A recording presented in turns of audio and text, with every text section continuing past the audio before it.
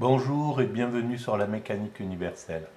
Alors aujourd'hui nous sommes le mercredi 29 décembre 2021 et je continue ma lecture du livre à partir du livre de Will Durant, Vie et doctrine des philosophes, qui traite de plusieurs philosophes et là je suis en train d'essayer de comprendre un petit peu la pensée de Herbert Spencer. Alors Herbert Spencer a vécu au XIXe siècle, à la même époque que Charles Darwin, et il s'est intéressé, me semble-t-il, à l'évolution de l'humanité. Voilà, l'idée d'évolution était sans doute dans l'air du temps à l'époque, et Herbert Spencer s'est vraiment intéressé à ça.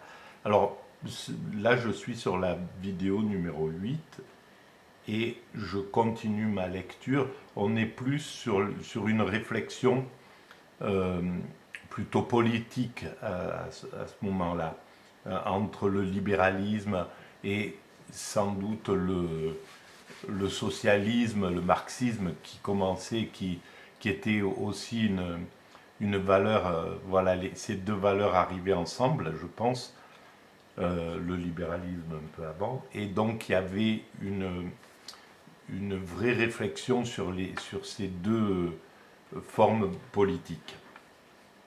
Alors, je reprends ma lecture. Pendant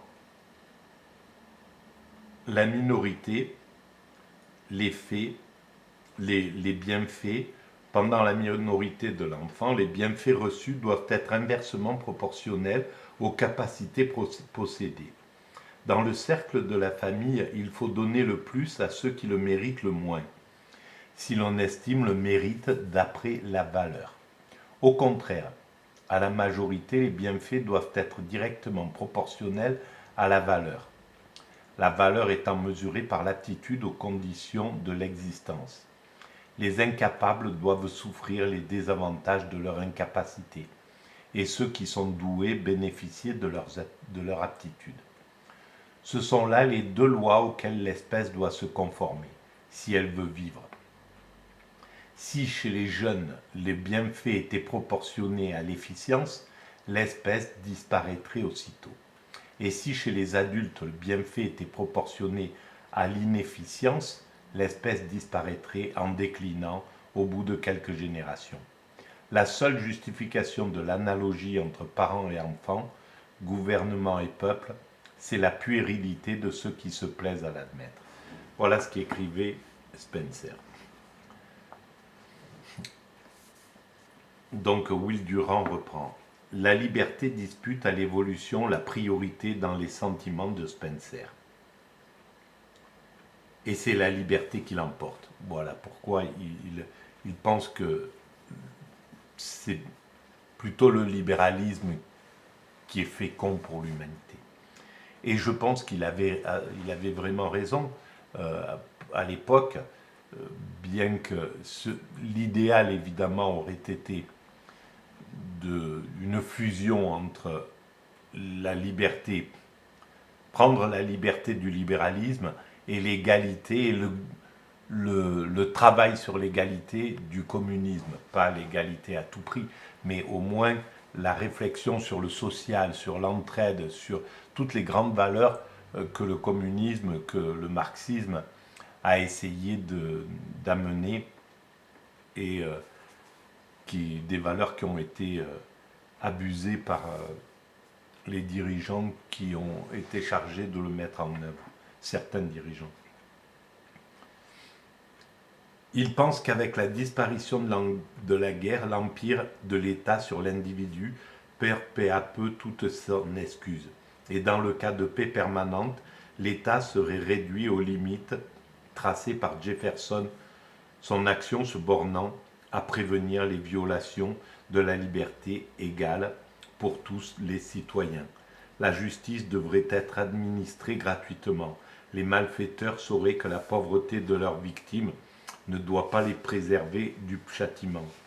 et toutes les dépenses de l'État devraient être couvertes par l'imposition directe, de peur que l'invisibilité de l'imposition ne détournât l'attention publique des extravagances de l'État.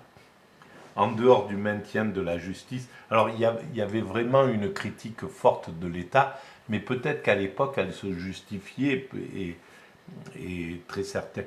Voilà, on ne peut pas comparer ce qu'était l'État sans doute à l'époque et ce qu'il a été dans les 30 Glorieuses, en France par exemple, où il était fécond pour l'ensemble de la population et extrêmement social, chose qui n'est plus depuis les années 80, ou disons que ça se réduit comme peau de chagrin.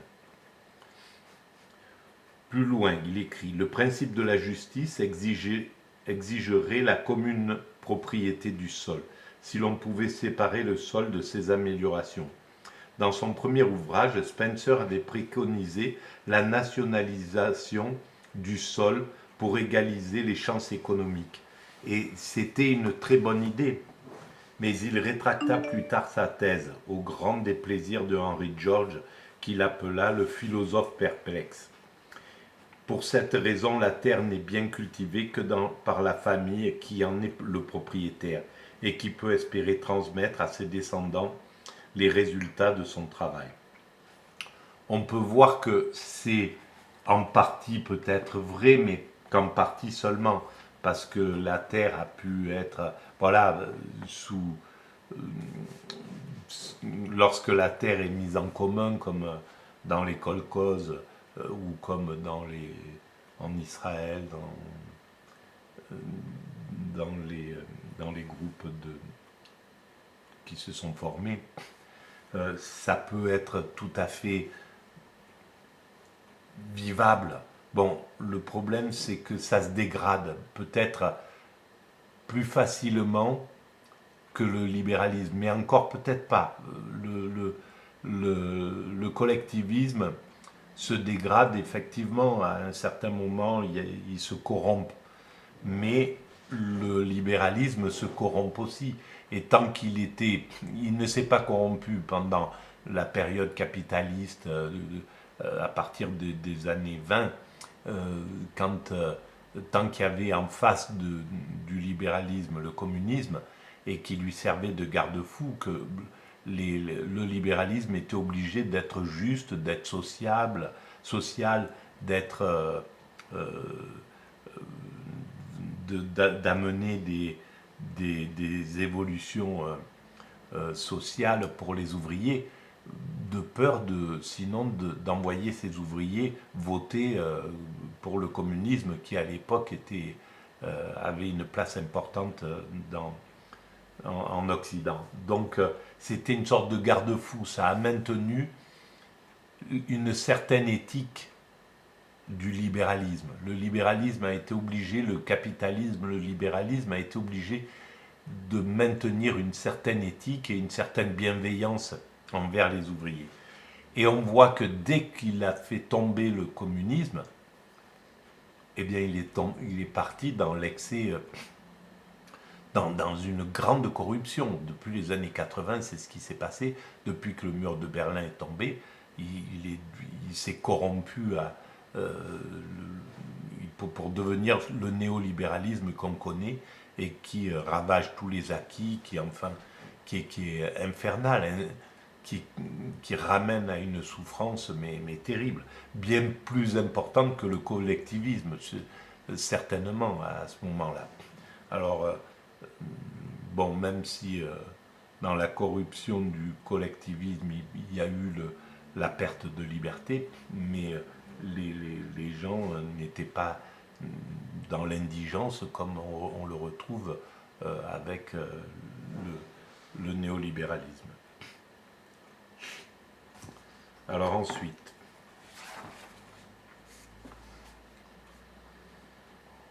plus loin, alors il parle de léguer les biens. Alors,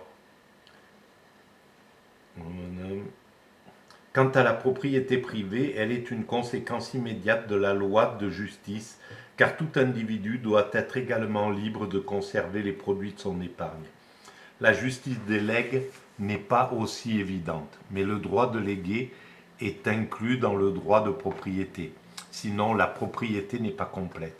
Donc il y avait déjà une réflexion sur l'éthique, sur la morale de léguer des fortunes à des enfants qui ont, voilà, qui d'un seul coup se retrouvent milliardaires sans avoir euh, de compétences pour gérer ça ou de récupérer une usine ou de, enfin bref, voilà, et puis même le côté injuste du leg.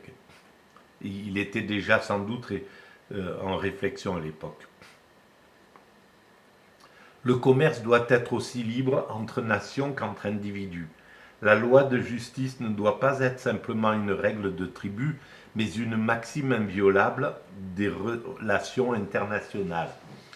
Tels sont en résumé les vrais droits de l'homme. Droit à la vie, à la liberté et à la recherche du bonheur en d'égales conditions pour tous. Si c'était si c'était vraiment écouté, s'il avait été écouté, si le libéralisme écoutait les libéraux, les philosophes libéraux qui l'ont mis en œuvre, qui l'ont mis en pensée, le libéralisme serait vraiment le meilleur système, sans doute. Aurait été le meilleur système, parce que là, je pense qu'il est temps qu'il change.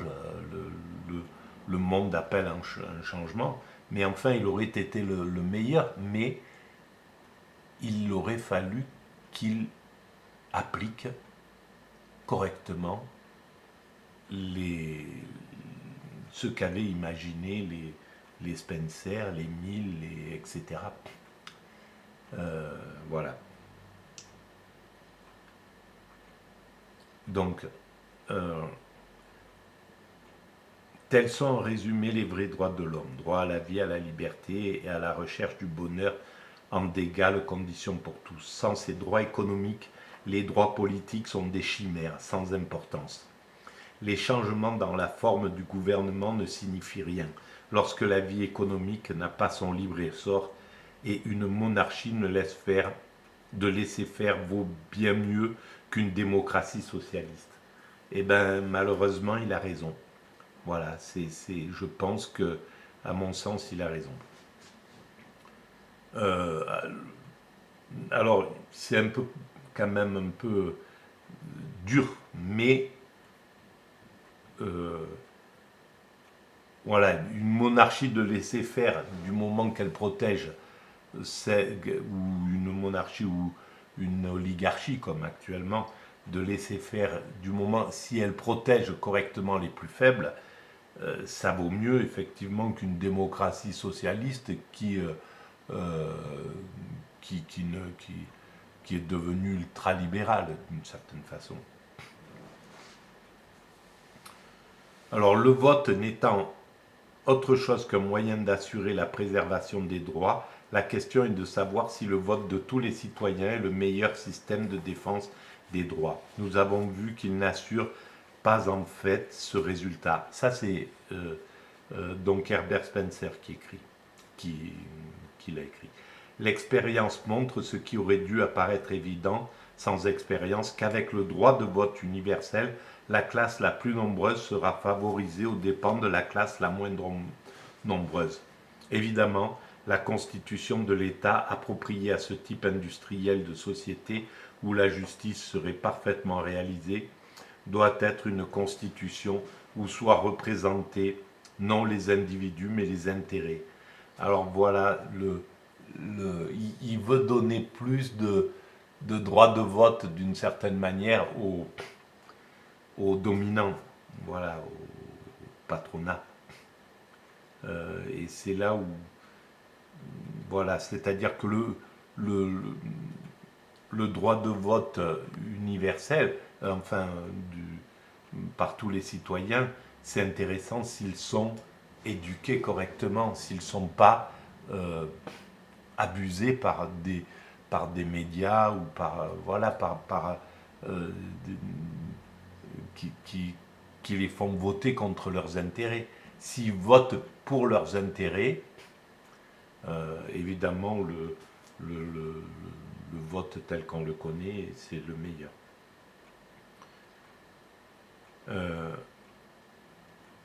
Évidemment, la constitution de l'État appropriée à ce type industriel de société où la justice serait parfaitement réalisée doit être une constitution où soient représentés non les individus mais les intérêts. Il se peut que le type industriel, peut-être par le développement des organisations coopératives qui en théorie, sinon encore dans la pratique, effacent la distinction entre employeurs et employés, puissent produire des accords sociaux qui détruiront l'antagonisme des intérêts de classe, ou le tempéreront suffisamment pour ne pas compliquer sérieusement les choses. Mais avec l'humanité telle qu'elle existe maintenant et telle qu'elle doit exister longtemps encore, la possession de ce qu'on appelle l'égalité des droits n'assurera pas le maintien de l'égalité des droits proprement dite. Et il a raison, c'est-à-dire que quoi qu'il arrive, le système des dominants s'organise pour abuser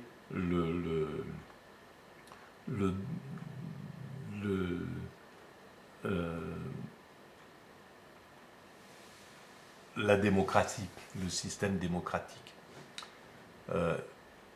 Il le maltraite, et parce que l'homme est ce qu'il est. Et donc, en le maltraitant, il s'organise, par exemple, pour abêtir le peuple. Et les émissions qu'on voit de télévision actuelles sous le néolibéralisme démontrent exactement que les dominants, et c'est une pure inconscience, parce qu'ils font des stupides, ils font des gens dangereux d'une certaine façon, pour eux-mêmes aussi.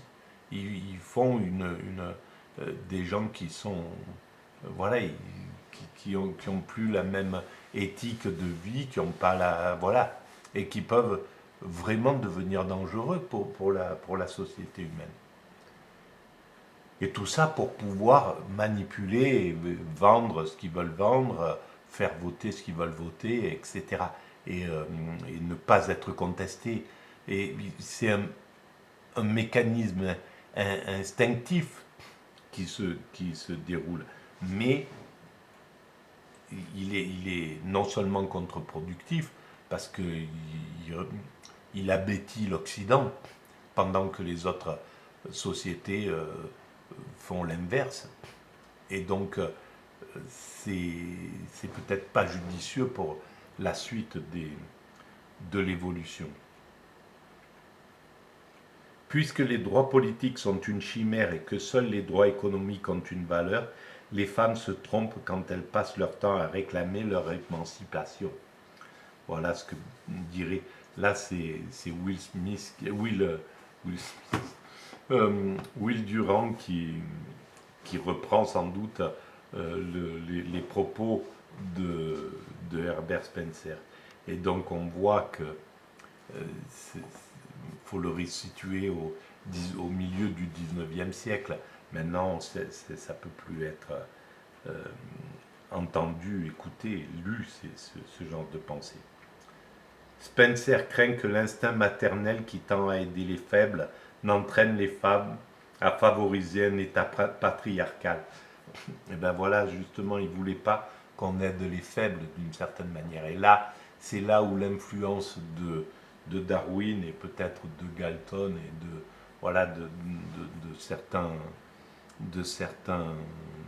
d'une certaine forme de pensée de cette période et a agi sur sa façon de penser.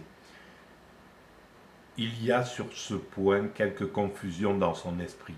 Il prouve que les droits politiques sont sans importance et ensuite qu'il est très important que les femmes ne les possèdent point. Il condamne la guerre et puis il soutient que les femmes ne doivent pas voter parce qu'elles ne risquent pas leur vie sur le champ de bataille. Argument qu'il est honteux d'énoncer pour tout homme né de la souffrance d'une femme. Il a peur des femmes parce qu'elles peuvent être trop altruistes. Et cependant, la conception dominante de son livre est que l'industrie et la paix développeront l'altruisme au point de contrebalancer l'égoïsme et ainsi dégager l'ordre spontané d'une anarchie philosophique. Voilà, et c'est là où on voit la contradiction qu'on peut retrouver chez les philosophes. Et je pense que moi, la mécanique universelle ne déroge pas à la règle, il y a des contradictions aussi. Et, et là, c'est... Voilà. Donc, ce qui veut dire qu'il a réfléchi à la conception dominante de son livre et que l'industrie et la paix développeront l'altruisme. Donc il était conscient que nous allons vers la paix universelle. Et qui dit la paix universelle, après il faudra le lire sur la mécanique universelle, sur mon site, mais induit l'extase, induit l'amour du prochain, induit cet état subliminal de ressenti, l'extase, le nirvana, la béatitude, etc. Le conflit entre l'égoïsme et l'altruisme, ce mot est dans une certaine mesure la pensée qu'il évoque. Spencer l'emprunte plus ou moins consciemment à Auguste Comte. Résulte du conflit de l'individu avec sa famille, son groupe et sa race. Il est à présumer que l'égoïsme l'emportera. Mais peut-être cela vaut-il mieux. Si tout le monde pensait davantage à l'intérêt des autres qu'au sien propre, nous nous perdrions en politesse et en concession. Et il est probable que la recherche du bonheur individuel dans les limites prescrites par les conditions sociales est la première condition pour réaliser le plus grand bonheur général. Là, je pense qu'il a tort aussi. Parce que, évidemment, ça paraît, c'est très logique ce qui est écrit, que si tout le monde pensait à l'intérêt des autres avant le sien, ça mettrait une ambiance d'hésitation peut-être dans la société.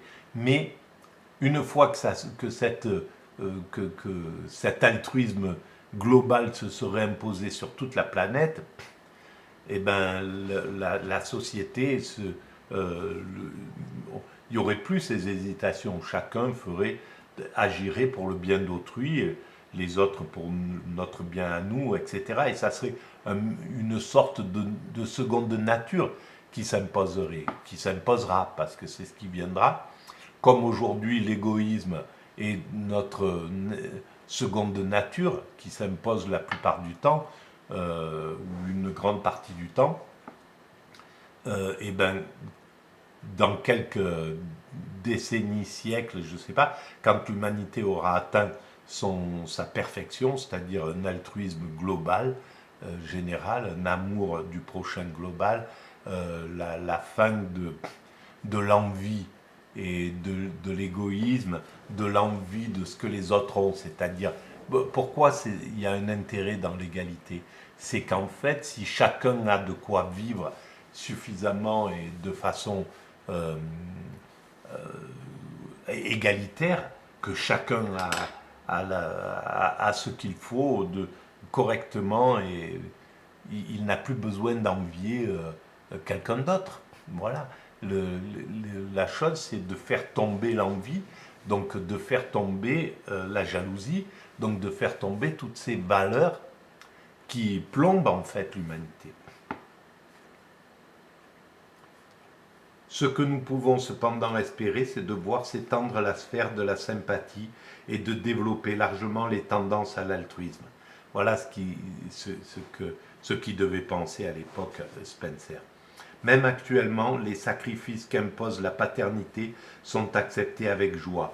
Le désir d'avoir des enfants chez ceux qui n'en ont pas, l'adoption occasionnelle montre combien ces activités altruistes sont nécessaires pour obtenir certaines satisfactions égoïstes.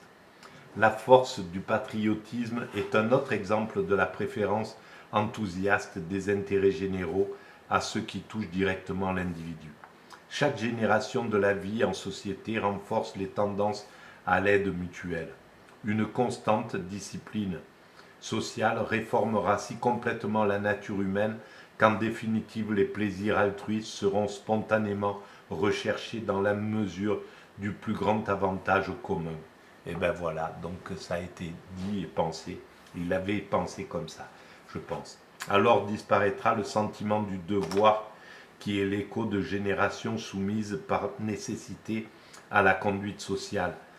C'est ça, ça sera une seconde nature. On n'a plus besoin d'agir parce que on nous le dit, parce que pour avoir une bonne image ou quoi que ce soit, ça sera l'altruisme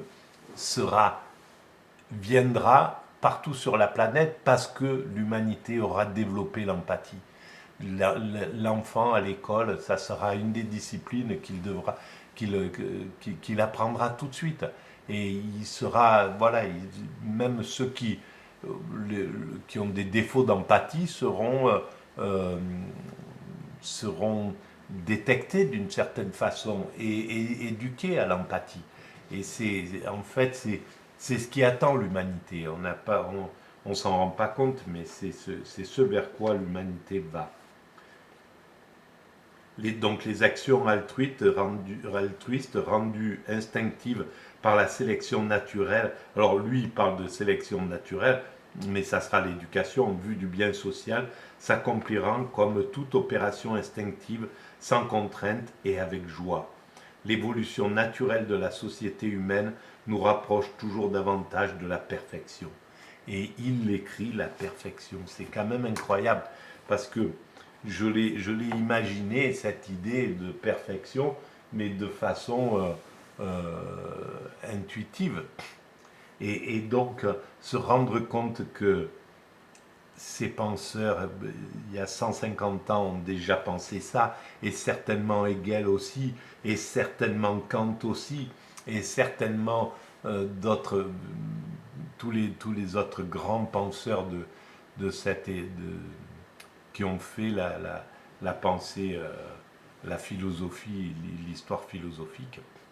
C'est quelque chose de magique, quoi, parce que il devait être dans le même état que ce que je ressens quand j'ai découvert cette chose-là. De voir que l'humanité va dans ce sens, c'est merveilleux au sens humain, quoi. On se sent, on sent que c'est une bonne chose, quoi, que ce qui se passe. Voilà. Bon, je vais arrêter là pour cette vidéo.